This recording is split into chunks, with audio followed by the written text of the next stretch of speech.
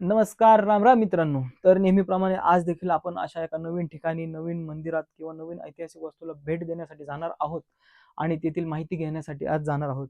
तर आजचं आपलं ठिकाण आहे, की आजपर्यंत आपण जी काही मंदिरं पाहिली किंवा इथून पुढेही पाहू किंवा आतापर्यंत आपण जी मंदिरं पाहत आहोत, त्या मंदिरांची डागडुजी करण्यामध्ये आणि इंग्रजांपासून होत असलेल्या अत्याचारांपासून, आक्रमणांपासून त्या मंदिरांना वाचवण्यासाठी आणि ती मंदिरं नाविन्याने उभं करण्यामध्ये या व्यक्तिमत्वाचा खूप सारा मोलाचा वाटा आहे.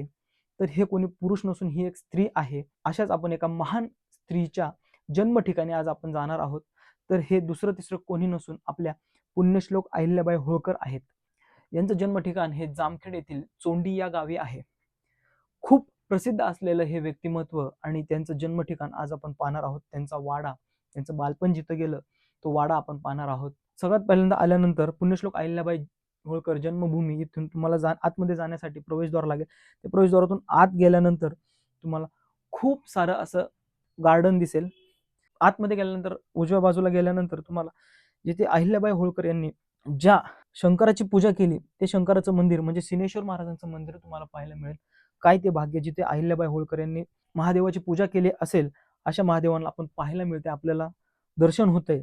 ही बघा, याच पिंडेचं, याच सिनेश्वराचं पूजन अहिल्याबाईंनी केलं आहे. त्याच्याच बाजूला समाधी मंदिर आहेत. त्याच्यामध्ये अहिल्याबाईंच्या माहेरची जी लोक आहेत त्यातील काही व्यक्तींच्या समाधी तिथे आहे, ज्याच्यामध्ये की मानकोची बाबा शिंदे म्हणजे यांच्या माहेरचं आडनाव शिंदे होतं. तर त्या परिवारातील लोकांच्या काही समाध्या इथे आहेत. सुशीलाबाई शिंदे या अहिल्याबाईंच्या आई आहेत, त्यांची समाधी इथे पाहायला मिळेल. आणखीन समाधी इथे आहेत.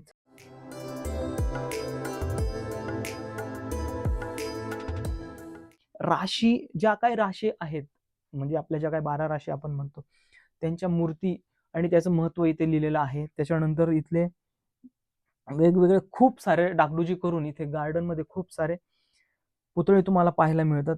त्याच्यामध्ये प्रामुख्याने तुम्हाला ग्रह आहेत, त्या ग्रहांबद्दल माहिती मिळते की ग्रह कोणते कोणते आहेत त्याबद्दल माहिती मिळते. समोरच तुम्हाला अहिल्याबाई होळकर यांचं भव्य असं शिल्प तुम्हाला पाहायला मिळेल.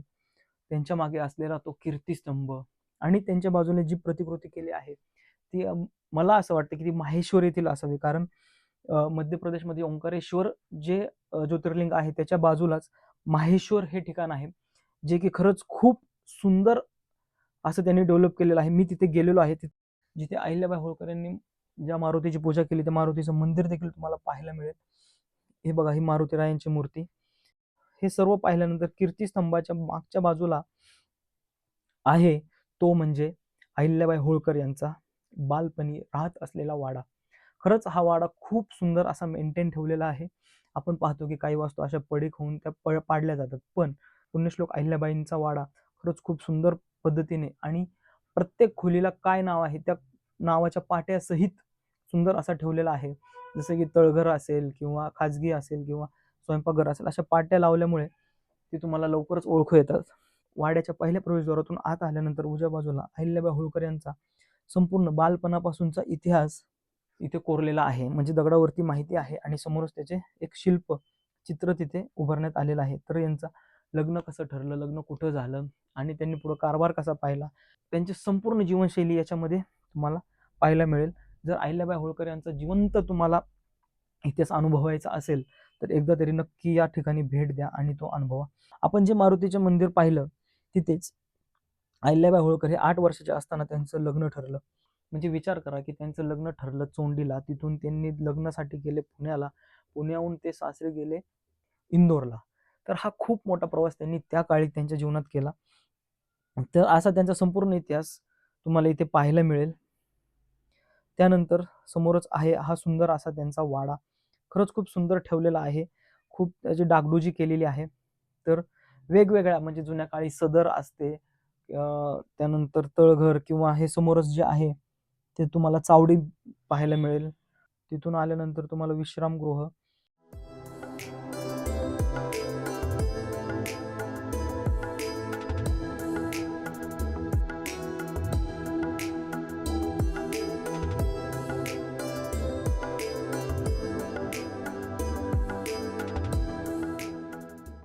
आत्ता आपण आलेलो आहोत देवघरामध्ये मला वाटतं इथे देवांची मूर्ती वगैरे ठेवल्या जात असतील.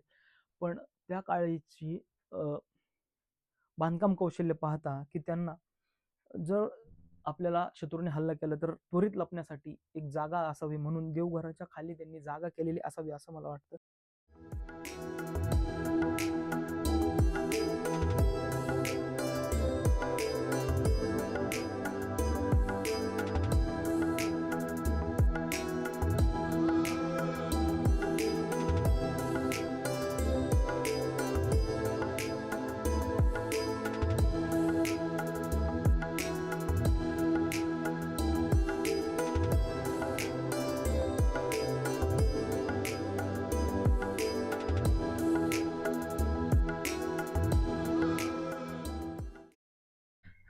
तर हा आपण वाडा पाहिला आणि आता आपण जाणार आहोत खलबत खाना पाहायला.